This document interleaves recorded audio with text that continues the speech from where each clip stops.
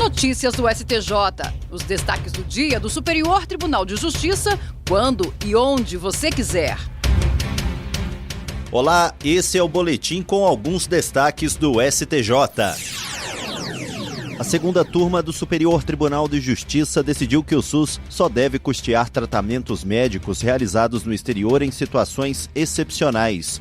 Segundo o colegiado, é necessário comprovar que não existe alternativa terapêutica eficaz disponível no Brasil. Também devem ser demonstradas a eficácia, a segurança e a imprescindibilidade do tratamento para o paciente. O entendimento foi aplicado ao caso de uma menina de 11 anos diagnosticada com síndrome do intestino ultracurto. A família pediu que a União financiasse um transplante intestinal e o tratamento em um hospital dos Estados Unidos. O pedido já havia sido negado em primeira instância e a decisão foi mantida pelo Tribunal Regional Federal da 4ª Região. O TRF4 apontou a existência de centros habilitados pelo Ministério da Saúde para realizar o procedimento no Brasil.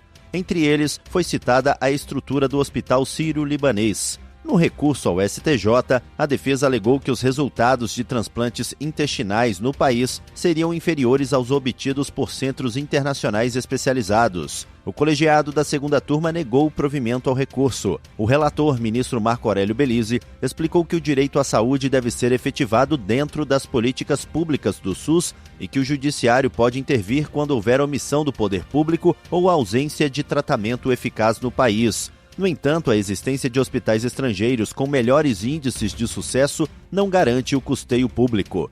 O ministro destacou que o poder público precisa considerar a utilização responsável dos recursos do SUS e a igualdade no acesso aos tratamentos. Ele observou que havia hospitais brasileiros habilitados para realizar o transplante intestinal sem que a defesa tivesse comprovado incapacidade técnica ou estrutural dessas unidades. O relator também ressaltou que a proteção integral de crianças e adolescentes deve ser garantida em conjunto com os critérios técnicos e as regras de organização do SUS.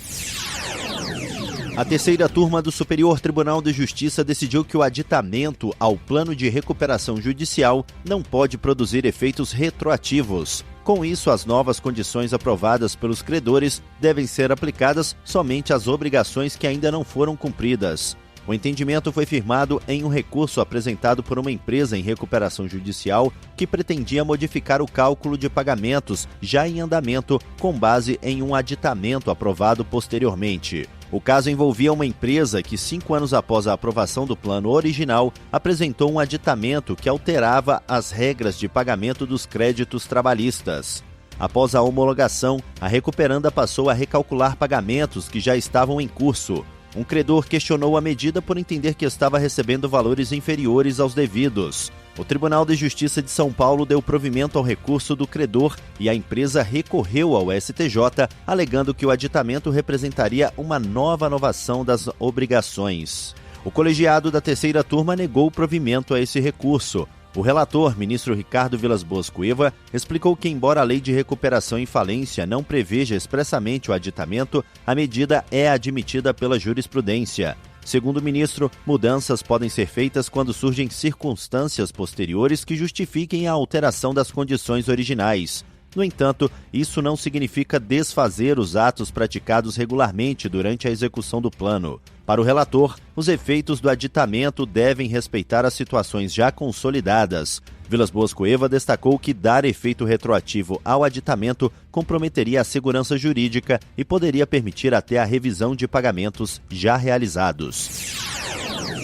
A primeira sessão do Superior Tribunal de Justiça decidiu que o INSS pode cancelar administrativamente benefícios por incapacidade concedidos por decisão judicial definitiva, desde que respeite o devido processo legal. O entendimento foi firmado pela Corte no julgamento do tema 1157 dos recursos repetitivos, sob relatoria do ministro Teodoro Silva Santos. A decisão estabelece que o procedimento é válido mesmo sem a necessidade de uma ação revisional na Justiça.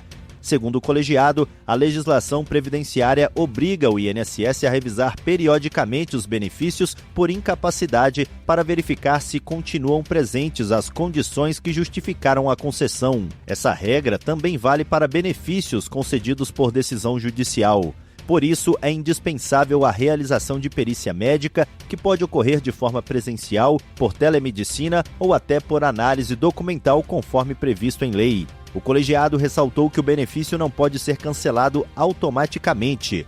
Antes de qualquer decisão, o segurado deve ser notificado, ter acesso ao processo administrativo e contar com a oportunidade de apresentar defesa. Somente após a conclusão desse procedimento e da perícia é que o INSS poderá decidir pela manutenção ou pelo encerramento do pagamento. Para o relator, ministro Teodoro Silva Santos, a revisão periódica busca conciliar a proteção ao segurado com a sustentabilidade do sistema previdenciário. O ministro destacou que a possibilidade de reavaliar a incapacidade, mesmo após uma decisão judicial transitada em julgado, não viola a coisa julgada, pois leva em consideração uma eventual mudança na condição de saúde do beneficiário, que pode alterar o direito à continuidade do benefício. E esse foi o Notícias do STJ de hoje. Para ouvir mais, acesse o Spotify ou o SoundCloud do STJ. Tchau, tchau. Notícias do STJ, uma produção da Secretaria de Comunicação Social do Superior Tribunal de Justiça.